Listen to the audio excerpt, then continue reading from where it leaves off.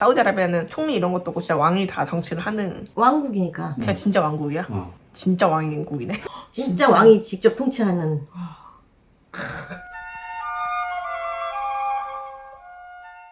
페가수스 대하 유튜브 시리즈 2편. 오늘은 사우디와 아랍에미레이트 편을 할 겁니다. 페가수스는 공개적으로 판매하는 것 중에서는 가장 성능이 좋은 스파이웨어고요. 보통 해킹을 당할 때 저희가 무슨 링크를 눌러서 보통 해킹을 당하잖아요. 메일이라든가 문자를 통해서. 근데 이 페가수스는 내가 어떤 클릭을 하지 않아도 어떤 앱의 보안 취약점을 이용해서 해킹을 하는 그런 어마어마한 것입니다. 오늘 할 얘기는 이제 사우디하고 아랍에미리트에서 그 페가수스가 어떻게 사용되는지 사례를 볼 건데요. 아시는 분들 아실 텐데 2018년 자말 가스쿠지라는 언론인이 암살당하거든요. 어디서 암살하냐면 터키 주재 사우디 총영사관에서 암살이 돼요. 당 터키는 사우디하고 사이가 되게 안 좋았거든요. 왜 안 좋았냐면 무슬림 형제당에 대한 입장 차이로 사우디는 카타르와 단교된 적이 있고 터키와는 무역 전쟁을 했어요. 사이가 되게 안 좋았는데 자기네 사우디 영사관 사람이 죽은 거잖아. 그다음에 할아버지가 터키 사람인데 너무 열이 받아서 수사를 진짜 열심히 했어. 그래서 이걸 사우디 한 게 맞다 라고 그 증거도 공개하고 근처에 있던 시트를 다 뒤져가지고 차량들이 몇 대가 왔다 갔고 와서 몇 분 있다가 관저로 갔다. 그런 것들이 추측이 돼서 그 사우디가 주인 게 맞고 그다음에 그 지시한 사람이 왕자다. 빈살만 왕자다라는 것도 추정을 해냅니다. 그 정도가 아니고 그 영사관에 암살팀 들어간 거를 다 도청을 했다니까? 터키가 하고 있었던 거야? 터키가, 그러니까 심지어 터키랑 사우디는 원래 사이가 안 좋아서 대사관도 없어. 영사관이야. 영사관이야. 주 터키 영사관에. 근데 터키 놈들이 사우디 놈들을 계속 도청하고 있었던 거야. 근데 그걸 공개하는 거야? 암살한 거를 지네가 다 들었어. 녹화본이 있어. 녹음한 게. 그걸 공개했어요? 공개한 정도가 아니고, 아니, 전 세계에 풀진 않았죠. 그거를 CIA한테 넘겼어. 그래서 CIA 놈들이 듣고 왕자가 죽였다. 그래서 미국의 그 입장이 그거여가지고 지금 사이가 안 좋아졌던 거잖아. 미국이랑 사우디가. 들었으니까 죽이는 거. 그래서 이 가스쿠지를 사우디가 죽이기 위해서 사실은 가스 추적을 해야 되잖아. 그래서 페가수스라는 툴을 전방에 사용하거든요. 가스쿠지가 전 부인이 있었어요. 이혼을 했거든요. 그럼 사우디 정부에다가 자기 이혼 확인서를 받아야 되거든. 그래서 그나마 안전한 터키에 있는 사우디 영사관에서 받으러 간 거야. 그래서 더 방문해서 죽었습니다. 그럼 페가수스가 별로 결정적인 역할을 한 게 아니네. 아니지. 그리고 친구가 있어요. 압둘 아지즈. 그분이 아이폰 사용자인데 페가수스가 심어줘요. 어떻게 심어줬냐면 아마존에 물건 샀거든요. 그 DHL에서 문자가 온 거야. 그래서 아무 의심 없이 클릭을 한 거지. 그래서 감염이 돼요. 이분은 누구냐면 사우디 비판하는 캐나다에서 주로 활동한 유튜버거든요. 그리고 이분도 NS도 그리고 소송을 하거든요. 또 한 친구가 있는데 그분은 사우디 인권활동가인 친구가 있고 그 다음에 국제 NST 직원들이 아는 사람이 있었거든요. 그 사람들도 해킹했습니다. 근데 이 사람들 한 게 제로 클릭인데 왓츠앱. 그래서 이게 들통이 나서 이제 왓츠앱의 모회사인 메타가 이제 NST 그룹 소송을 하죠. 왓츠앱으로 했다는 게 그냥 왓츠앱으로 전화 온 거를 받기만 하면 그럼 그때 바로 페가수스에 감염이 된다는 거죠. 그러니까 통신 프로토콜의 보안 취약점 이용한 거야. 아, 전화를 걸었구나. 그럼 왜 이 가스쿠지를 죽였냐? 사실 2017년이 핵심인데 2017년에 살만 국왕이 자기 아들한테 왕세자 자리를 책봉을 하거든요. 원래 사우디 왕가는 나라 세울 때 수많은 부족을 연합해야 하잖아요. 그래서 그 연합 부족마다 부인을 맞아서 다 자식을 낳았어. 우리로 따지면 왕건 같아. 왕건이지 왕건. 그러니까. 계승 어떻게 했냐면 옆으로 해. 얘 죽으면 얘 동생, 그 동생. 그러니까 많은 부족이 돌아가면서 왕을 하게 시스템 만드는 거지. 근데 그 첫 깬 게 2017년에 빈살만한테 그 왕세자를 내려준 거예요. 그 당시 그게 어떻겠어? 반발이 심했겠죠. 사우디 같은 경우는 핵심 부처가 3개가 있는데 국방부, 그다음에 국가방위부, 내무부 3군데예요. 이 3군데 장관을 서로 다른 형제들이 자식들이 나눠서 하면서 서로 견제를 하는 그런 구조였거든. 정권을 동점을 하려면 이 3부처를 다 먹어야 돼. 그러기 위해서 2017년 11월에 그 기억나시죠? 호호텔에다가 왕들 다 가두던 거. 그 사건이 벌어져요. 근데 갑자기 왜 그랬을까? 이렇게 잘 돌아가고 있었는데? 자, 그 얘기를 할 겁니다. 그러니까 사실 사우디가 NS 그룹 계약을 한 거는 이렇게 뭔가 자기가 독재를 하기 위해서 자기 경쟁자를 차단을 했잖아요. 그러니까 감시 관리가 필요하잖아. 그 수단으로 사실은 계약을 했다고 봐야죠. 그러면은 사우디는 언제 샀어요? 2017년. 17년 딱 그때 한 거야? 그때. 얼마나 그랬죠 그때? 한국 돈으로 620억. 되게 껌값이겠다. 사우디한테는. 사실 왜 이 2017년에 이런 일이 벌어졌을까? 잘 들어가다가. 사실 사우디의 중요한 역사가 건국 이후에 미국과 손을 잡은 거거든요. 안보는 미국이 지켜주고 그 서기는 미국이 협조하고 뭐 이런 식이었는데 중동에 큰 사건이 하나 벌어졌죠. 이란이 원래 왕정이었거든요. 그래서 이슬람 혁명이 일어나서 왕실이 무너지고 지금의 이란 체제가 되거든요. 이게 중요한 건 뭐냐면 이란에서 혁명이 일어난 게 아니라 왕실이 무너졌다는 거야. 이란만 해도 뼈다가 굵은 왕실이잖아요. 역사가 있는데 사우디 같은 데들은 진짜 족보가 없는 애들이거든 원래. 유목민생을 하던 부족들인데 워낙 왕실을 세운 거 아니야 20세기 들어서. 그래서 이란이 무너진 거 보면서 이거 문제가 있다. 그리고 2011년에 아랍이 봄이 발생하죠. 그때 예멘까지 무너진 거 보면서 왕실이 위협을 느끼거든요. 무슬림 형제단이라는 그 어떤 종교 집단이 있어요. 여기를 되게 극도로 경계하기 시작해요. 왜냐면 무슬림 형제단은 왜 왕실이 왜 지배를 하냐. 이슬람 교리에 통치를 해야지. 그런 식의 그 교리를 갖고 있는 집단이에요. 그래서 왕정을 부정하는 핵심이기 때문에 이들을 경계심을 가지거든요. 그러니까 2011년 아랍의 봄을 사우디는 왕실의 위협을 느낀 거예요. 그리고 경제적으로는 2010년대에 뭐가 일어나 미국에서 시일 혁명이 일어나죠. 그래서 중동의 가치가 떨어진 거야. 미국 입장에서. 오바마 정부 때 2012년, 13년 그때부터 피보트 아시아 정책을 시작해요. 아시아로 회귀하는 정책을 취하거든요. 이때 사우디 왕실이 엄청 충격을 먹었다 그래요. 그리고 2015년에 결정적으로 핵 협상이 타결되거든요. 이때 사우디하고 이스라엘이 엄청 반대했어요. 그러면서 미국이 밀어친 거 오바마가. 사우디 입장에서 충격적인 거지. 미국이 우리를 버린다고? 뭐 이런 생각을 하는 거야. 그리고 또 2000년대 또 하나의 큰 변화가 아랍에미리트 두바이가 대성공을 하죠. 중동에서 석유가 아닌 금융과 교통허브로 관광산업까지 꽂힌 거잖아요. 그래서 이런 모든 것들 보면서 사우디가 기존 시스템이 아니라 바뀌어야 된다는 생각을 했고 그게 경제개혁으로 가야 된다라는 판단을 이제 지도부가 한 거죠. 사실은. 이걸 하기 위해서는 강력한 독재가 필요하다. 그래서 그 옆으로 가던 계층 원칙을 어기고 이제 아들이 젊으니까 그럼 장기 집권을 할 수 있잖아. 그러면서 경제개혁을 하자라는 게 이 살만 왕이 생각했던 것 같아요. 그래서 얘가 뭐 네오문 시티를 한다느니 뭐 이런 다 이런 이유 때문에 하는 거예요. 20세기에 있었던 시스템을 바꾸겠다. 라는 게 빈산만의 정책이니까. 그러기 위해서 개혁적인 정책도 펴요. 여성들한테 직접 운전할 수 있게 운전 라이센스를 발급해 주자 한 거죠. 젊은 애들한테 인기가 좋죠. 전통적 사제 집단들은 되게 강하게 반발을 해요. 가스코지가 아까 얘기했듯이 부유한 사우디 가문 출신이거든요. 할아버지는 터키 사람인데 할머니가 사우디 사람이었어. 사우디에 건립했던 초대 국왕의 개인 주치가 돼요.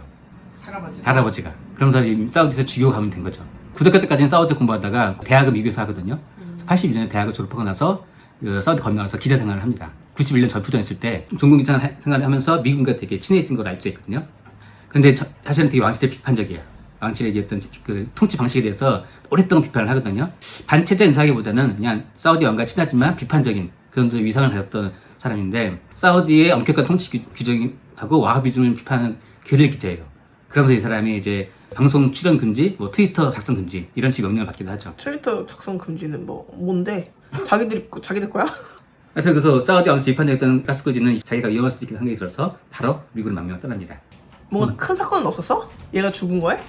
왜 그렇게까지 죽이기까지 해야 되냐고? 10년 동안 안 죽여놓고 왜 갑자기 죽였을까? 그러니까 자기네끼리 뭔가 있었겠지. 근데 몰라 그건 그거를. 모르는 거고. 아니 이 사람이 계속 활동을 하는데 무슨 처음부터 죽여야겠다 하진 않겠지. 활동을 계속 하니까 미국 가가지고 단체를 만들었어요.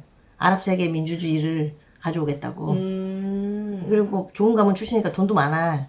그래서 지금 그 단체 활동 되게 열심히 하세요. 무슨 사우디 트위터로 정부 비판 많이 하니까 익명으로 비판하니까 얘네들을 다 잡아가두겠다고 사우디 정부에서 막 잡아가두고 그래.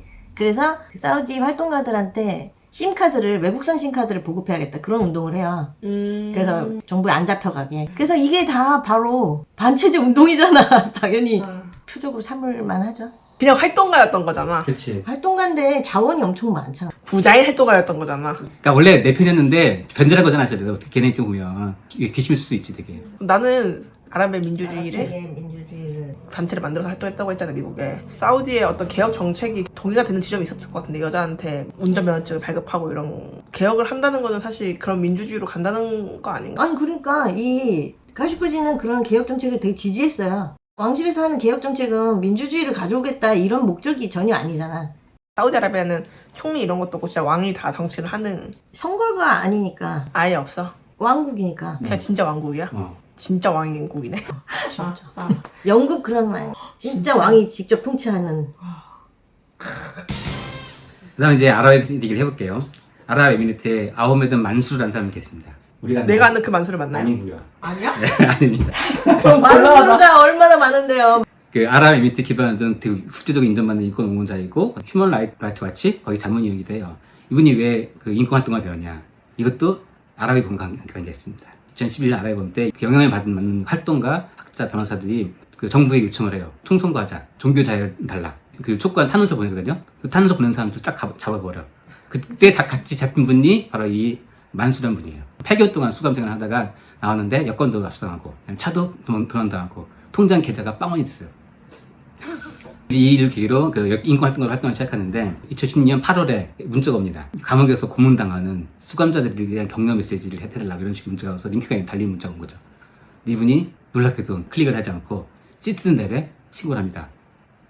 나는 이거 클릭했을 것 같아. 아, 내가 이건 인정? 내 정신자한테 편지 보내라는데 보내야지 이러면서 하지 않을까? 자, 왜 그분은 클릭하지 않고 바로 신고를 했을까? 시즌 레벨. 경력이 있기 때문이에요. 아, 이미 이게 당했던 거야? 2021년에 핀피처라는 해킹팀 당한 적이 있거든요, 이분이. 2012년에는 우리도 익숙한 이탈리아 해킹팀 당합니다. 그러니까 두 번에 당한 거잖아. 그러니까 그 문자 보는 순간, 아, 이건 낚시야. 바로 알고 시즌 레벨 신고를 한 거죠. 그러니까 이런 공격을 2007년부터 매우 받으니까, 뭐, 또 왔어? 신고. 또 왔어? 신고 이렇게 된 거죠. 그래서 페가수스가 이제 유해 사용됐다는 게 드러나게 된 거예요. 그리고 2017년 3월에 이분이 또 감옥 가거든요. 감옥을 가고 그분의 아내가 카르마라는 해킹 툴에 감염된 것이 밝혀져 시트넷에서. 이때 카르마라 해킹 툴을 만든 애가 해외가 아니라 유해예요. 레이븐 프로젝트라는 프로젝트가 있는데 그 업체 관장 업체가 다크메타라는 곳이 있거든요. 이 업체가 UAE의 감시 역할을 하는 그런 업체예요. 테러와 전쟁을 위해서 2009년에 처음에 UAE가 미국과 얘기를 해서 발족을 해요. 프로젝트 레이븐을. 근데 2011년에 상황이 이렇게 되니까 얘네가 테러와 전쟁과 무관하게 왕실을 비만하는 다른 정부, 그다음에 인권활동가들 감시하는 프로젝트로 성격이 완전 변질되거든요. 그 테러와 전쟁 매물로 미국 NSA 승인을 받아서 만들어진 건데 이게 미국의 사이버 포인트라는 기업으로부터 제로 클릭이 되는 해킹 툴을 수입을 해와요. 근데 이거는 미국 정부가 승인해주지 않으면 팔 수가 없는 거거든요. 그러니까 미국 정부가 승인을 해준 거야, 실은. 그래서 얘네가 2010년, 2017년 사이에는 카타르, 예멘, 이란, 터키 중심으로 해서 전 지역에 수백 개 표적을 심어요. 그 표적에는 어린아이도 있고 그랬다고 해요. 그리고 표적에 미국인도 있었다. 이런 사실이 2019년에 폭로가 됩니다. 어떻게 폭로되느냐. 당시에 사이버 포인트에 있던 직원들이 계약 관계잖아요. 지들 전화하기 위해서 이 다크메타는 기업에 파견 나왔었거든요. 그 파견 나왔다가 정식 고용이 돼요. 그분들이 2019년에 거기를 나오면서 폭로를 한 거예요. UAE에 레이븐 프로젝트라는 게 있는데 이렇게 악랄한 감시 프로그램이다. 그러면서 단순하게 UAE가 외국 기업들 파는 거 사다가 설치하는 뿐만 아니라 자체 조력을 하기 위해서 팀을 만들었다. 지금 전 세계적으로 보수가 진행되고 있잖아요. 그러다 보니까 전반적으로 감시하고 싶은 사람들이 많아져. 그 욕망을 갖는 사람들이. 그래서 감시 시장은 점점 더 커질 것이고 페가수스는 지금 미국이 제재받고 있거든요. 너무 여러 나라에서 난리를 쳐가지고 시청거리긴 하지만은 제2, 제3의 페가수스는 또 나올 것이다. 그래서 이런 사례들이 우리가 미리미리 알아두는 게 필요하다. 그런 취지에서 이 시리즈를 하고 있는 겁니다. 지금 이 페가수스 이런 건 정말 드러났으니까 그렇죠. 정확한 근거를 가지고 우리가 얘기하는 거지만 사실 드러나지 않은 게 훨씬 많을 거야. 우리도 지금 감시당하고 있을 수도 있어. 우리는 좀 급이 안 돼. 급이 안 되는데 나 옛날에 그런 일 있었다니까. 옛날에 아주 옛날이지만 국정원 사이트를 들어갔어. 진보에서 일하다가 원래 한 번씩 들어가. 근데 그날 국정원 사이트가 안 뜨는 거야. 그래서 내 핸드폰으로 데이터를 켜고 들어가 봤어. 그때 들어가죠. 다른 사람들 핸드폰으로 다 해봤는데 다 들어가죠. 근데 우리 사무실에 있는 모든 컴퓨터에서 국정원 사이트 접속이 안 됐다니까? 그래서 내가 전화했어. 접속이 안 된다고. 그랬더니 조금 있다가 바로 접속이 됐어. 우리 아이템 많은 거고 접속한 거를. 그러니까. 왜? 왜? 국정원 해체해. 국정원의 역할이 그런 거 아닙니까? 반체제 인사를 감시해서 나라의 안녕을 도모하고 우리 대한민국의 민주주의를 망가뜨리려는 불온한 세력을 여기 있는 이런 불온한 자들로부터